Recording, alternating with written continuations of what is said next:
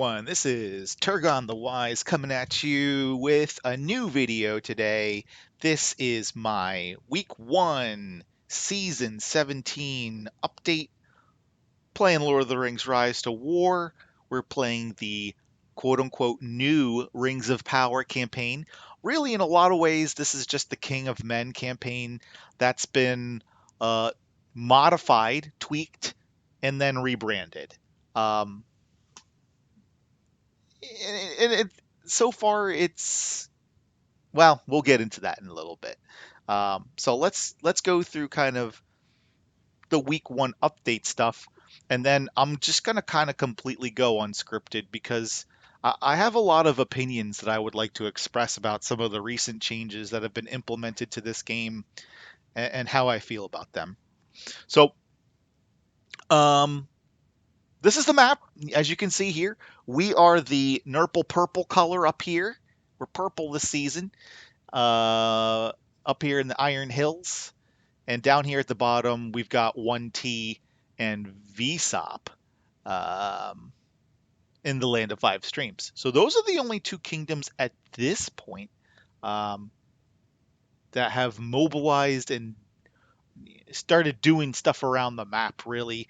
Iron is up here in Arid Mithrin, and they haven't formed their kingdom quite yet. And a lot of that is because of, for a couple of reasons. One, they can't go anywhere because of these locked passes.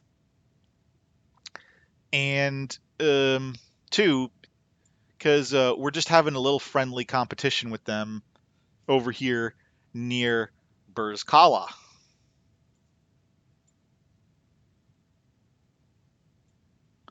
So that is what's going on up there. Speaking of which, I need to do a little bit of work here while I am recording this video because we need to take this keep. Where, oh where, oh where? What is this? There's a red tile here. No, I'm just kidding. I'm playing. Oh, we don't have that mysterious spring. We must have the other one. And sorry, my computer is a potato. Literally, it took like 20 minutes just for me to load the game on BlueStacks. It was frustrating and embarrassing. So we're just going to make our fortress here so that we can take this guy. Oh, I gotta wait another hour or two here until an hour and a half, 2 hours till we got the coins. So that's fun. And this is one of the limitations that just quite honestly completely drives me insane about this current game. Yay, we got a pass. So let's go to the leaderboard and check out what's going on here and complete kind of my week 1 update, and then I will launch into my long-winded diatribe about how I feel about this. So at the top of the personal affluence, which I just don't understand some of the changes they're making to the game. Like, they're so, what's the right word? Like, they're just flaky. It's brittle. It's cosmetic. It's not like game altering. Like, why are you spending all of this effort? And by spending effort, you're spending time and money, resources to change stuff that just doesn't matter. Like, what was wrong with calling it production or power? Now it's affluence. We used to have prestige. Now it's merit. Like, what is this supposed to do? That's my question for the developers that I want to posit first. And before I keep going, I just want to tell people, like, I'm usually, and if you go back and you listen to my videos over the last 2 years making videos for this game, I try to always be, pretty realistic, but I'm also generally optimistic. And I try to always find the silver lining and the good in things, but like it's getting really hard and it's very frustrating if you can't hear through the tone of my voice how incredibly frustrated I am right now with the game. So here's the personal affluence leaderboard. I'm not going to go scrolling too far up through it. Before, in my last update, this gentleman from, yeah, it looks like a gentleman based upon the avatar, but you never know. It could be a lady, or they, them. You know, let's go completely woke on this. This person from VSOP was on the top, and now I have a couple of folks from Iron up on the top, and then some Yudes people, and that's basically your top 10, top 11. Merit, really not a whole lot going on here. There hasn't been any real fighting yet because we're not allowed to really fight yet because of these recent changes the developers made. You could see I showed you on the map, like Iron is, and everyone is basically trapped behind these passes that don't open until chapter 6. Yeah, there's some passes that open in chapter 4. Thank you for letting us go somewhere to relieve the incredible bottleneck, the pressure buildup that formed in our spawn region while we just sat there and waited for you to let us out of our cage. Anyway, I digress. let's let's go to the fellowship affluence, and this is an interesting, like the whole affluence concept is interesting because in the past we had our rings and you would capture a tile and the tile would give you power to power up your ring. It was something that built constantly over time. Now you've got affluence, and what affluence basically is like you take a tile, and each time you take a tile, you earn affluence. And then once you reach certain levels of affluence, I don't exactly know the details of how it all works, but randomly at different intervals throughout the day, I just get affluence given to me at my base. Like I can click on a thing and it just gives me some affluence so I can keep leveling up my ring. I have no idea like what all of the details are, how that gets like influenced, like all the nuance and such. But basically, the way I look at affluence compared to power is power could go up and down based upon how many keeps a team had, how many tiles they had. So, like, if another team, if you had 2.5 million power and another team came and ate half of your kingdom, then your power would be reduced by approximately one half, because when you lose a keep you lose power, when you lose tiles you lose power. Whereas in affluence it's building like a cumulative effect. Like if this number shouldn't, as far as I'm aware, ever be able to go down. Once you've earned the affluence you don't lose it. It just sits there. So the one interesting thing that I'm looking kind of forward to seeing by the end of the season is how high can we get this shit? So there's that as well.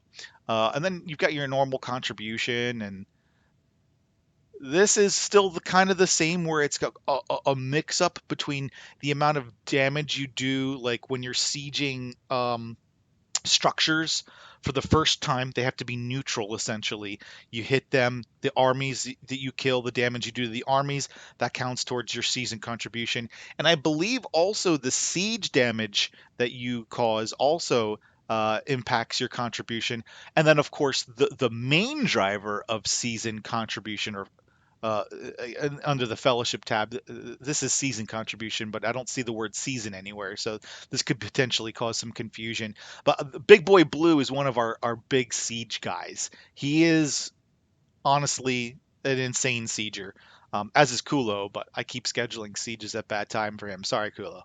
We'll get that fixed. But that's why essentially you see Big Boy Blue at the top here, is because he is our siege expert and he is sieging the shit out of stuff, and it's awesome. But in general, when you look across the full scope of a season at the end and you compare your merit total to your season contribution total, typically for most players, what is attributing towards your contribution score is probably like 90 to 95% merit. So these sieges, taking these keeps, really have very minimal impact on your season contribution. But it's an interesting measure nonetheless. It's it to make be able to make that distinction somewhere is statistically significant, and even though it's in a small way, it's interesting. Here's our commander board, and it's no surprise everyone's kind of trapped at 40. Um, so because there's no PvP. You can't PvP, so you can't get your commanders above 40. Scrolls haven't even unlocked yet. Like, we're a week into the season, and I don't know how everyone else is feeling around the server and how other people who are experiencing this for the first time, like how you're feeling about it. But I'll be perfectly honest. And I think Francis really said it best. Like the changes that they made when they updated the game from 1.0 to 2.0, I mean, we saw firsthand they killed like overnight virtually 30 to 50% of the community just were like, nope, not doing it, don't like it, see ya. And but those of us who stayed could still enjoy some of the freedoms of the game, and some of the freedoms that the game offered was the ability to race and do stuff and accomplish things. And now they're taking that away from us by implementing this shit where you can't attack a pass until a certain server progress has been completed. And it's not like you can impact those server progresses. Let's go to the season tab. Like, we're trapped on on number 5 here. It doesn't matter that we're under 45,000 land tiles of level 8 or above. That doesn't impact the completion of the chapter. It just determines whether or not you get the reward at the end. We have to wait the 16 hours and 28 minutes for this chapter to expire. The same as we had to wait for this one to expire. The same as we have to wait for all these. They put timers on everything, and it's bullshit. Like, this is terrible. Whoever's idea this was, I don't know what you're thinking. Like, I've been gaming for a very, very long time. All right. The first video game that I played was old school Nintendo in the 80s. I played Mario Brothers, and I've played Game Boy, and I've played Sega, and I've played Nintendo 64. I've played Xbox. I've played PlayStation. I've played World of Warcraft. I've played um, Dota 2. I have 6,000 hours played of Dota 2. Like, I've played so many games, and never over the course of a game's lifespan have I ever seen the people in charge of decision making for a game make so many consecutive decisions that just completely don't make any sense to me whatsoever. Like can someone help me make it make sense? Because and maybe I'm just very hyper focused on my individualistic point of view. So I invite anyone watching this video, please share it with other people around the community. I want to hear other people's opinions of this from around the community. I want to hear from role play servers. I want to hear from non role play servers. I want to hear from Rebuilding Glory, Tactics Evolved, Rings of Power. I want to hear from as many teams as possible. I want to understand what everyone's feedback is of this new format for those who have now experienced it, because it's honestly awful.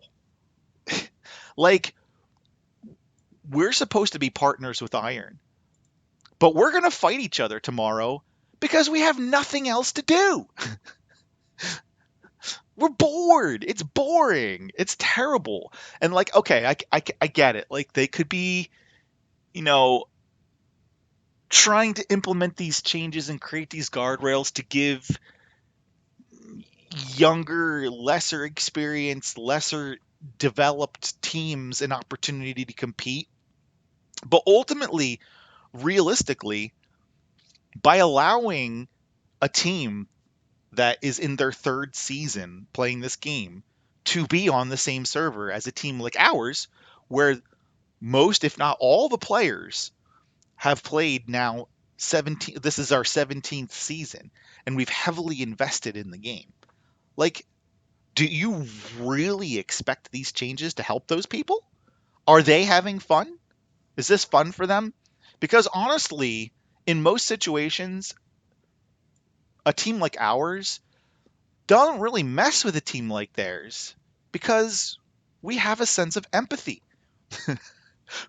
Like, we understand how shitty it is for a very young developing team to have to deal with a team like ours. It's not fun. It's a terrible experience. That's how you get people to quit the season and quit the game, and we respect that in most situations anyway. Like, so I don't like to present problems without presenting solutions. And personally, and I've said this on a number of different occasions, my opinion is that they need, instead of putting dumb changes into, implementation, where you change the name of shit, where you change power to affluence, where you change prestige to merit, where you limit the ability for a team to progress around the map based upon, like, these guardrails created purely based upon time constraints and timers counting down. Like, these are band-aids that they're applying towards a full hemorrhage of the game. And yeah, there have been some changes they've made recently that I think have been positive and moved the game in the right direction. But this is quite honestly a catastrophe. Like, this is awful what they have done with the early part of this game. It's not going to change the outcome of the server. Like, I get it. They're trying to figure out different ways to stretch seasons out so that people can enjoy the game for, it's not just over after day 20 or day 25 or day 30. Like, the season can go 40, 50, maybe even 60 days with enjoyment from multiple groups across a server. But this is not accomplishing that. It's in it, and if it does, it's only going to do it on select servers where there is parity. And therein lies the root cause that I wish that these developers would address, which is parity across servers. Right now, they have implemented all of these guardrails and constraints within a season for what you can and can't do, and where you can and can't go, and who you can and can't fight, and how you can and can't progress. But they haven't addressed the core issue, which is server parity. Okay? Like, one team like ours can go on a server with 20 teams that just finished season 3 or season 5 or season 7, and they can all coordinate and still lose because we have more developed commanders, gear, and tactics. We have experience, tenacity. There's these are intangibles. These intangibles are things that that build up over time as players and leaders and teams experience season over season of the game. And so, by keeping the sign up process like a wide open border, just let anyone who wants to sign up, but you can be hidden so no one knows you're there, which is bullshit. Everyone knows when a team is hidden. It's almost impossible for a hidden team to actually stay hidden because people change teams every season. Players leave teams, players join teams, they have friends, everyone talks. There's no point to signing up really for a season hidden because everyone already, like, we signed up for this season hidden. Everyone knew we were here. The only reason why teams stayed on the server was because they thought the server looked so weak that they figured we were going to pull out the last second and were shocked when we didn't. Like, can you believe this? I'm not making this up. I'm literally not making this up. There were people from RUSC complaining in World Chat that we're here, and when we asked them if you knew why we were here, why did you stay? That was literally their responses, that they thought we were going to pull out because there wasn't another big team for us to fight here. And it just goes to show that as much as people talk, the inferences and assumptions still get made. I mean, we joined this server very specifically because we're partnering with Iron for the first time, and they sat in bag end for over a month waiting for us. So we wanted to get started with them as soon as we possibly could. So we basically joined the first server that we could. We had to wait for another server to end for a couple of recruits to be picked up, and we joined literally the first server that we could join after we got our recruits. That's it. I mean, there's other intangibles, but they're not really like direct intangibles in play. We also would love to face another team. Everyone knows Aces. We've talked with Aces. Aces and us have been talking, and we're trying to coordinate a server together at some point in the future. So we also had that going on in the background. We wanted to stay as close to Aces cycle as possible because they started about 3 weeks ago, maybe even 4 weeks now, I want to say. So we didn't want to wait too long so that then, when they finish their current season, they don't have to wait over a month for us in bag end. So anyway, these are kind of some of the intangibles that are in play because the matchmaking system of this game is completely non-existent. It's not matchmaking. What they need to address the problem of this game quite literally is a matchmaking system. And it's, to me, as a person who works with data and develops, analytics products as my profession, it wouldn't really be hard to do. Like, you've got all the data. You can see who is on every team at any given point in time. You can analyze every player on that team. You can see how many seasons each player has played, and you can determine the average number of seasons played per player for a team. So you could see that the average player on Udes has played 16 or 17, hell, maybe even 18 seasons. You can see, conversely, that another team, like, hold on, let me go to the leaderboard and I'll pull one up so we can, all be aligned and on the same page here. I'm sorry, that's Commanders. Fellowship. So let's come down to a team like KOTV. Okay, KOTV is led by Ethereal, and he's a player that's played a bunch of seasons. Just because he's played a bunch of seasons doesn't mean his whole team has played a bunch of seasons, and he only got 44 people. So why would a team like this team, and I don't mean any disrespect to KOTV or Ethereal, I'm just serving this as an example of teams that should not be matched with teams like us. It's not fair for them because they can't really even fight us. We want to fight. We're a team that likes to fight. We like to win? Of course we like to win, but we like fighting more. We want to be able to do fights. And so in the current format, the only way we can get fights is one of two different ways. We either have to talk with other teams, like how I mentioned we're talking with Aces about coordinating a server together. And there's different potentialities, there's different risks that go along with doing that. And conversely, your only other way is to kind of be sneaky and like use intelligence to snipe another team. Like, let's say we wanted to snipe another big team. Let's just for the sake of an example, I don't mean to pick on anyone, but let's say we wanted to snipe Lame. When we have people on our team who know people in Lame, so we could just sit around and wait and hide until we find out what server Lame is going to, and then we can sign up hidden for that server and snipe Lame.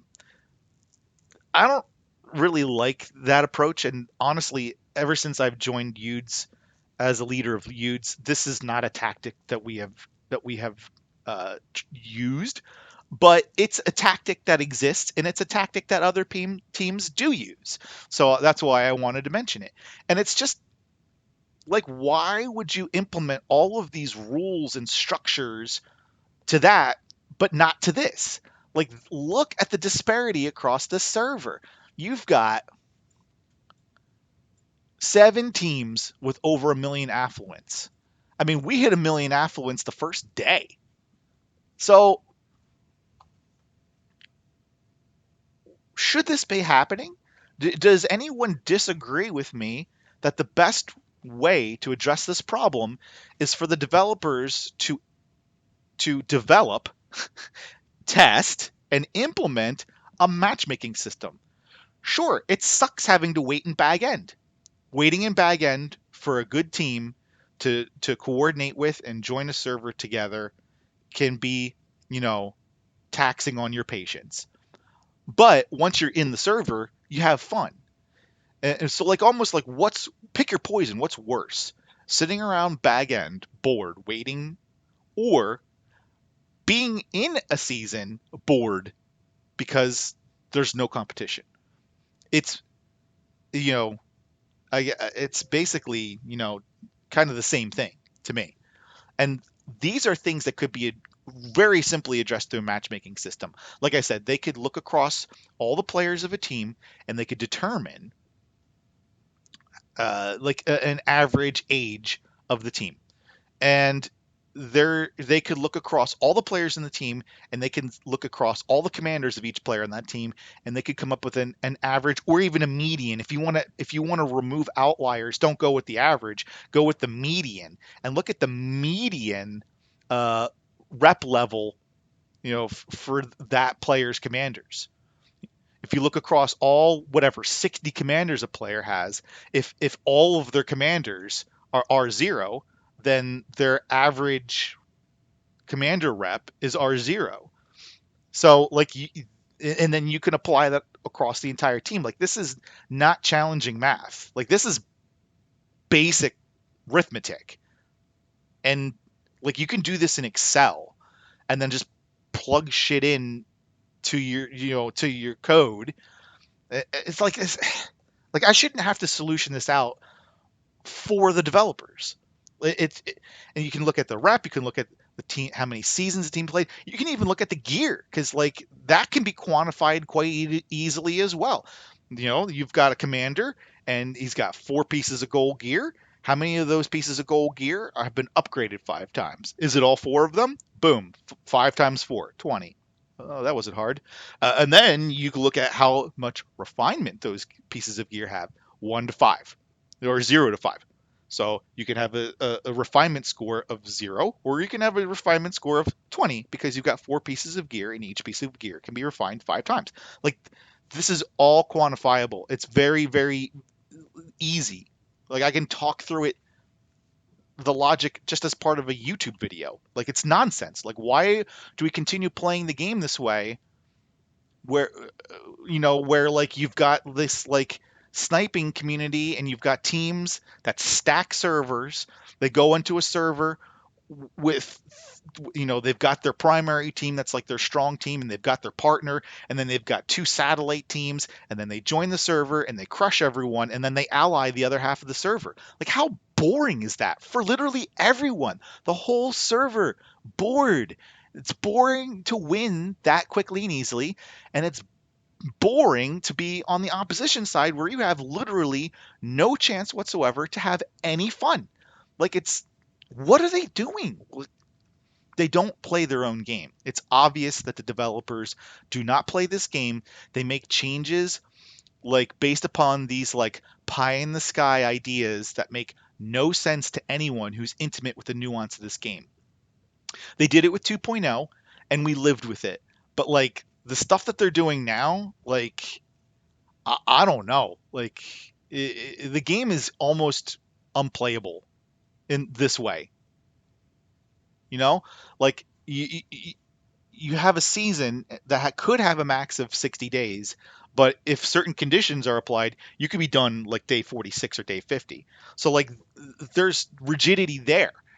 It's not set in stone. Like if people could just draw the line in the sand and this is the length of a season, no matter what happens, set a clear expectation. None of this like flexible shit. Like and no one fully understands the logic behind what drives that rigidity. What do I need to do to get my season to end on day 46 versus day 55? Like there's no there's no details out there. They don't talk about this stuff. They don't communicate this stuff. This is stuff that we learn by playing the game. And it's almost like they don't know it themselves. They don't understand it. They don't see the impacts.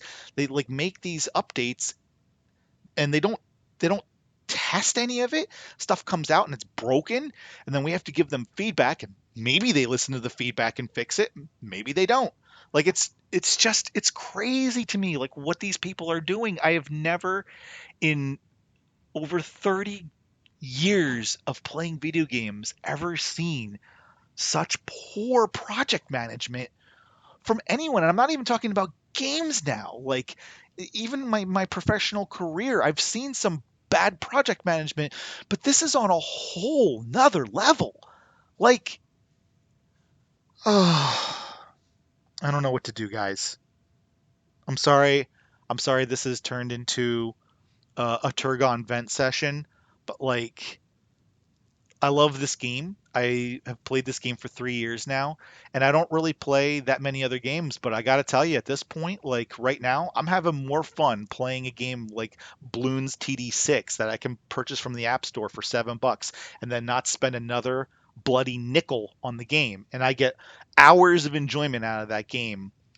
Whereas this game, where I've invested money, and people who have invested money that have left the game have entrusted their accounts to me, like I'm getting more enjoyment out of that game than this game right now. What keeps me playing this game at this point is the community. I love the people that I play with in Utes, and our partners Iron have been fantastic to work with. They're all fantastic people, and the community keeps me engaged in this game.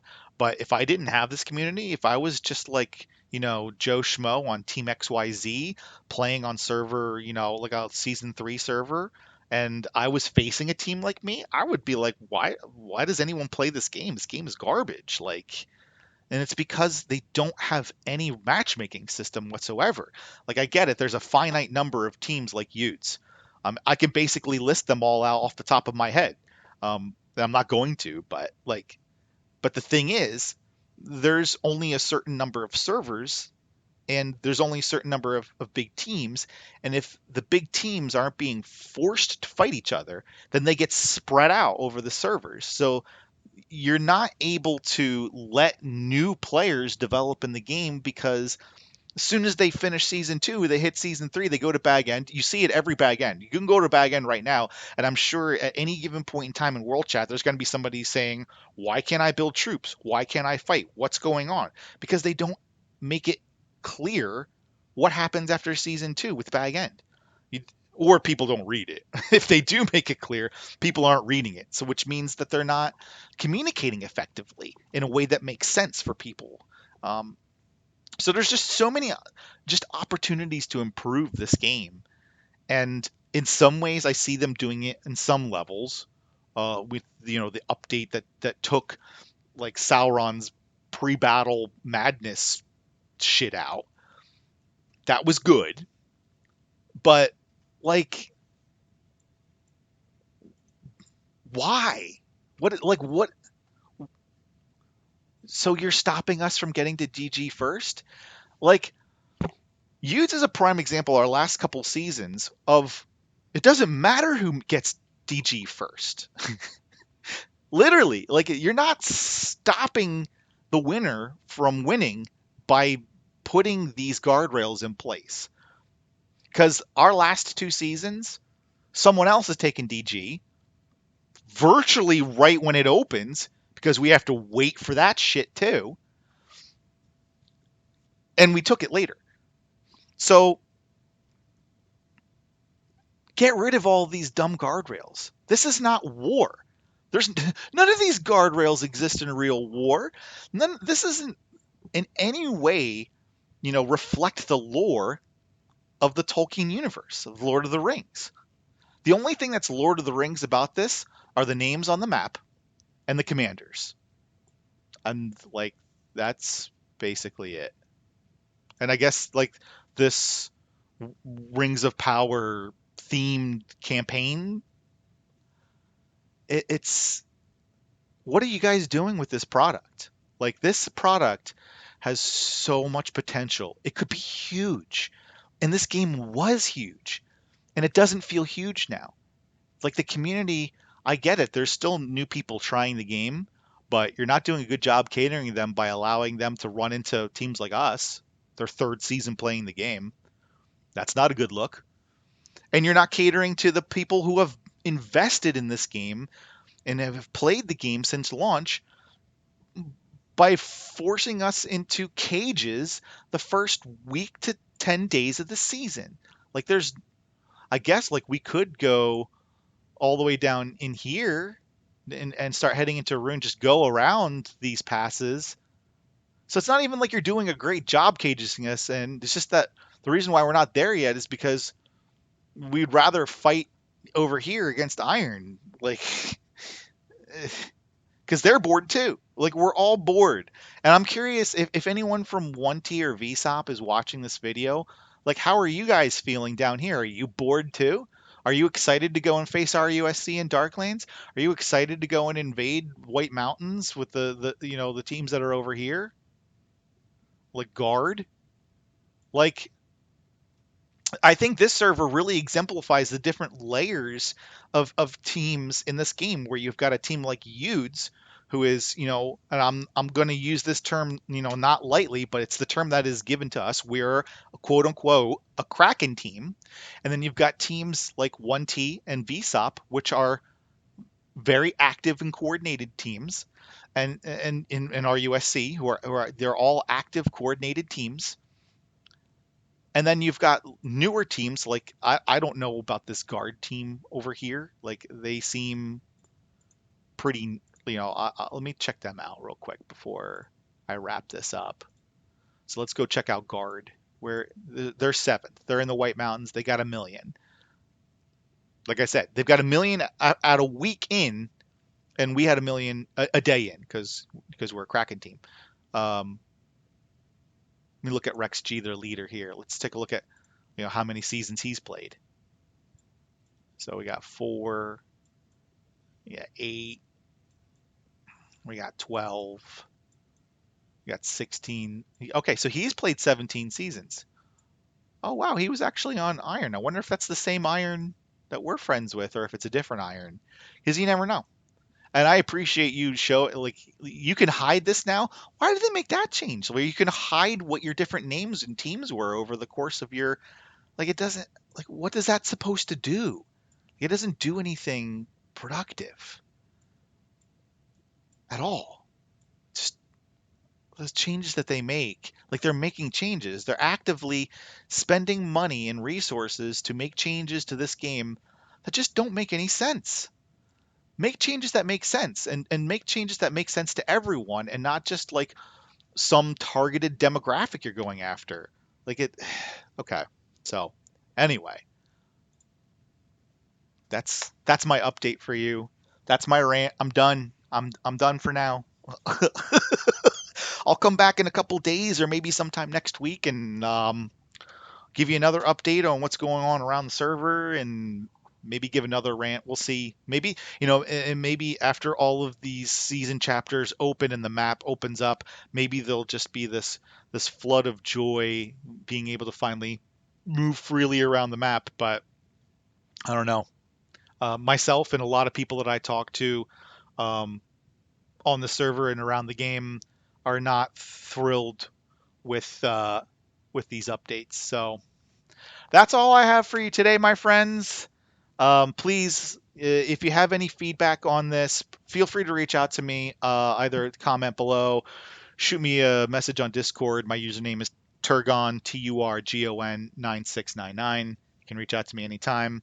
Even if you want to troll me, it's fine. I don't care. I have a filter. I worked in the call center industry for a decade, so I have no qualms about just blocking people who are reaching out to me to be pests. So whatever, I invite anyone to reach out to me anytime, talk about whatever they want to talk about. Let me know what your thoughts are on this new format of the game. If you've experienced it firsthand, how you're liking it. Again, like I said, whether you're on an RP or an NRP server, whether you're a big team or a small team, if you're a season 17 team, if you're a season 7 team, if you're a season 3 team, I don't care.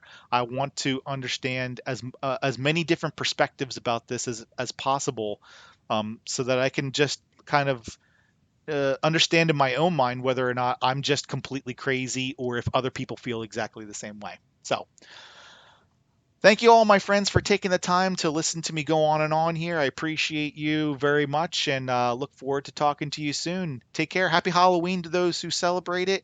And as always, I wish everyone on the server, the best of luck and I wish everyone well. Take care. Cheers.